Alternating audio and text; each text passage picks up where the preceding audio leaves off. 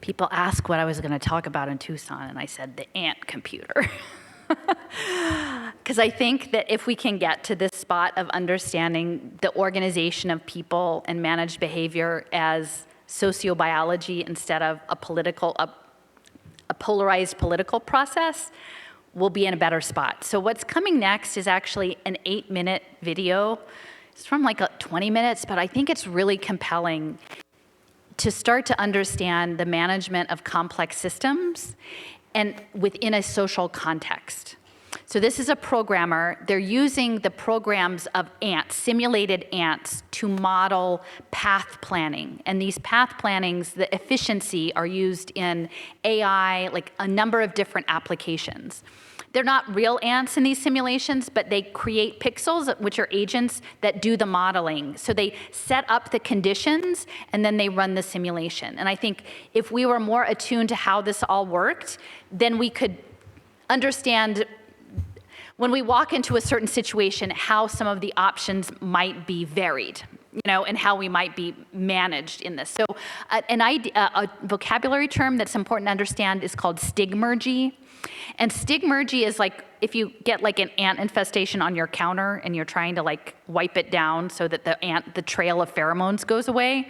That's the stigmergy. There is an essence that's left behind that influences the behavior of others, even if you've actually are no longer there. So these ant trails that are invisible, pheromones, that's stigmergy.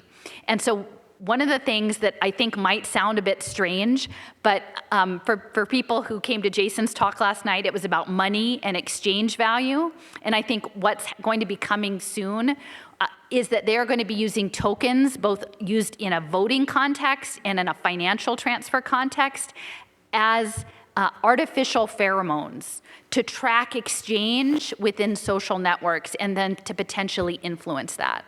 So anyway, with no further ado, I'm gonna roll this video, but when you see them talking about programming the ants, like picture yourself over the past couple of years, if you've been in social media settings, where you've seen things like conversations being managed, either through cancel culture, trolling, algorithmic disappearing, and imagine how they may be programming our digital selves to get the behavior, the emergent behavior they're seeking. Ants. Essentially, how it goes is we place a virtual ant at one of these towns, which then needs to pick a new town to travel to that it hasn't visited yet. The ant would prefer someplace nearby, so I'll calculate each town's desirability as 1 over the distance raised to some power. The higher that power is, the more strongly the ant will prefer the nearby towns. It'll make its final decision at random, but the probabilities are weighted based on that desirability value. So let's watch our adventurous little ant on its mission.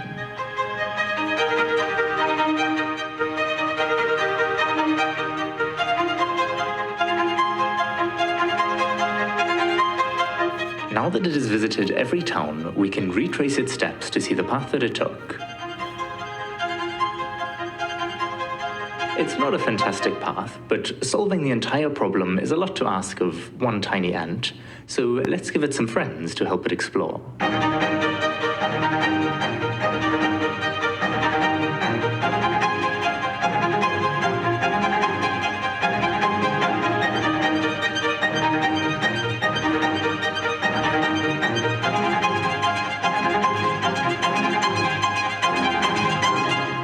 Once they've all finished their journeys, what we'll do is score each of their paths by how good they are, and these will act like pheromone trails, as the analogy goes, to help guide the next round of ants.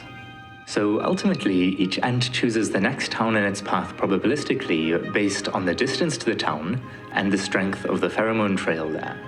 In that way, each new group of ants explores random variations of the best paths found so far, and any improvements are reinforced thanks to the pheromones. Let's try run this new approach on those 20 towns from earlier to see if it actually works. I've slowed the simulation down so we can get an idea of how the pheromone trails change over time, and here it's already settled into a really good-looking path. It took about 50 ants a split second to find this, which is a nice improvement from the 6 centuries we were facing before, although of course the trade-off is we have no assurance that this is actually the best possible solution.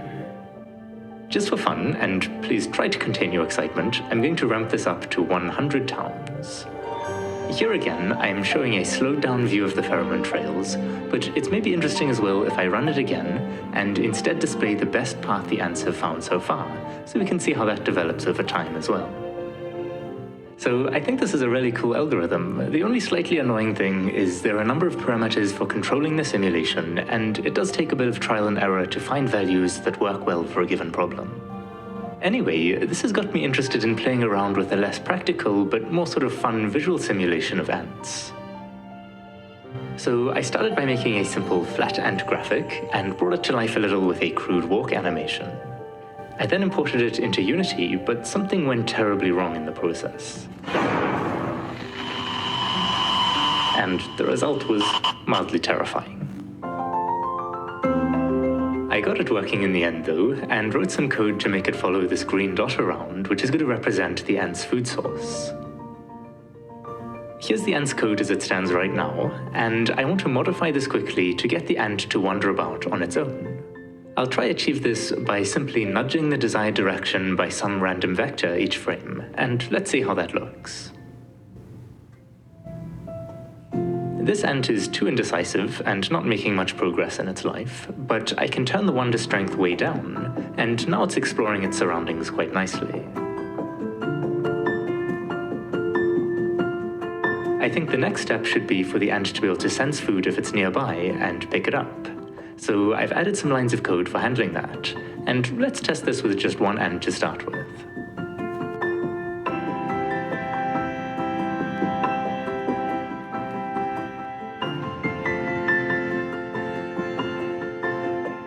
That's working well, I think, so now I'll test this with a bunch of ants. The ants shouldn't just greedily keep all the food they find for themselves, though. They need to take it back home to support the colony. I really don't know much about ants, so I did a little research about how they even find their way home. It turns out they're smarter than I'd imagined. For example, beyond recognizing landmarks, which is pretty impressive, some desert-dwelling species are apparently able to combine directional information from polarized light with distance information from essentially an internal pedometer to calculate a straight path back home. I'd like to keep things simple though, and have all navigation done via pheromones. So inspired by this really cool video that I came across, I'm going to have the ants use two types of pheromones. This blue one they'll lay down when leaving their home to search for food, and then if they actually find food, they should turn around and follow the blue pheromones home, while laying down these red pheromones to try recruit other ants to the food source. They're not doing a great job at the moment, but that's not their fault. I haven't actually implemented the pheromone following yet. So for that, I'm going to ask each ant to sample 3 regions in front of it. And based on the concentration of pheromones it detects in these regions, it will either turn left, keep moving forwards, or turn right, plus a little bit of random turning still on top of that. I think this is a nice simple way of handling it, which I actually came across in this paper, which describes an approach to that problem we looked at the start of the video, inspired by slime molds of all things. It's quite intriguing, so I might come back to it, but for now I'll just be borrowing this little sensory scheme for the ants. Here's the actual code for it, and as you can see down here, I've made the pheromones lose strength over time to sort of mimic the effect of evaporation. I'd really like the pheromones to also diffuse outwards over time, but I'm not quite sure how to handle that yet. Anyway, let's give this a quick trial run with a handful of ants.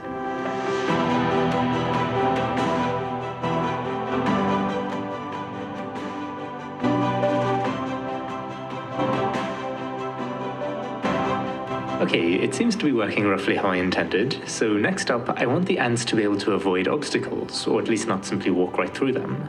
So I've spent a bit of time writing some dubious collision detection code, which does nevertheless seem to be getting the job done. I then wanted to generate some sort of map like one of these from this ancient tutorial series of mine. I have a strong aversion to my old code though, so instead of reusing that project like a reasonable person, I began re-implementing it all from scratch. After several hours' work, however, I came to the realization that my new code is not so great either.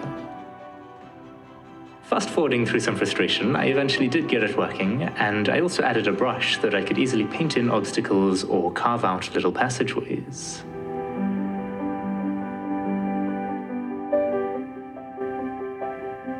Come come to think of it, I could have just taken 2 minutes to draw this in paint, but anyway, I ended up making this map for the ants, and I wrote a simple spawner script to scatter some clumps of food about the place. And so, with all this set up, let's unleash 500 ants from their nest and see what they get up to.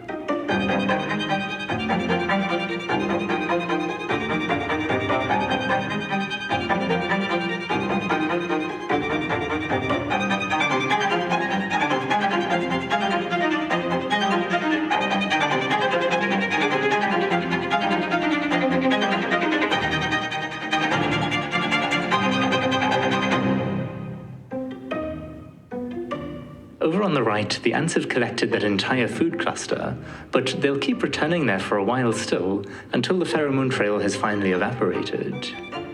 Real ants are vastly more sophisticated than what I'm simulating here, of course, and in this situation, for example, I read that phero ants have been found to actually deposit repellent pheromones when a resource has been depleted to discourage future ants from that trail.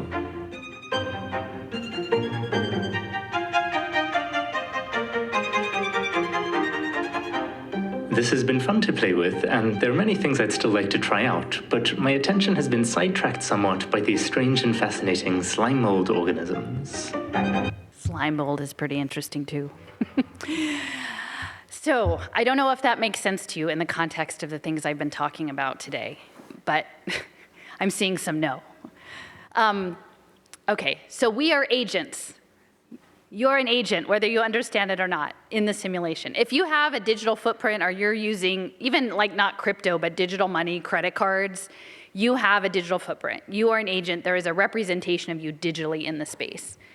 We are social beings. We interact in society. The way in which we interact is very interesting to the people who would like to manage us, either for a variety of purposes, possibly to create a global superorganism, you know? And it's sort of a game, and they can manage the variables. So instead of food sources, imagine that's information, reputation, affection, you know, other things that you're searching for with others. And that as you make a trail, others follow your trail, and those get reinforced. But, you know, in the scheme that he was designing, he said, oh, look, now I can create an opening or a barrier with my paintbrush. Now, I think what we are not aware of is that this world that we live in is already mixed reality to a certain extent. It's the real material world mixed in with an overlay of algorithmic stuff. Some of it is links to geofencing, which is why your phone knows where you are all the time. Some of it is related to people wear a smartwatch. Like, it's in the very early stages of being a cyber-physical mixed reality environment. That's going to continue to ramp up more and more. Smart cars, right? Not even self-driving autonomous vehicles, but you've got sensor networks in everything, in your key card to go to work. All of those things are sensors, you know, QR code that you scan to get more information. All of those are Internet of Things devices that they want to model how you interact with those sensors and how others do, and compare you against them to refine the game board to get to their ultimate outcome. And the people who have developed these technologies, they're largely backed by our tax dollars. It's our government. This is military simulation. This is based on, like, on the one hand, you can say, yeah, we need gamified simulations because if we're going to go raid a compound, we want to try all the 10 different ways to do it and figure out what's the best one before we put a life on the line.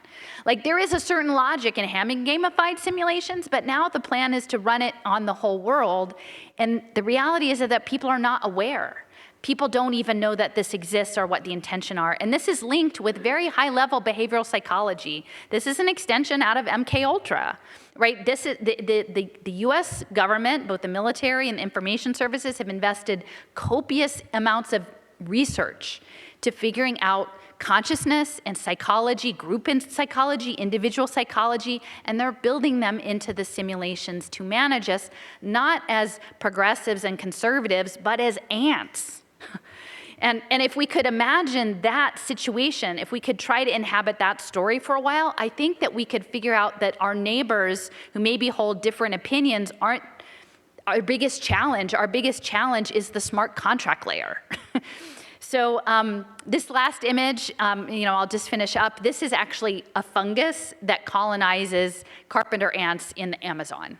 And what it does is it uses the body of the ant as an armature for its reproductive cycle. And at the end, it literally steers the consciousness of the ant to do its bidding. And this happens in a number of different kind of insect species. This isn't the only one, but they're zombie ants. And at the end, the ant is supposed to like grip onto a branch so that like as it dies, the spores of the thing come out. And, and these fungal things, these fungal networks are very much like neural networks. I mean, there's a lot of time and money spent into like researching slime mold. And the thing about the slime mold, which we didn't talk about, but is the elements of the slime mold are each individual cells that operate individually, but under stress, they clump together to turn into a slug to try to escape to a better environment. And then they make a stalk. And the stalk, the cells of that stalk to have a little spore thing at the top to create the next set of life, they all self-sacrifice. And that's the narrative that we're going to be sold in the coming years, is that they want us to be their slime mold, and they want us to make the spores of these mind files. And I think that we'll be less controllable if we are aware of the game that we're in.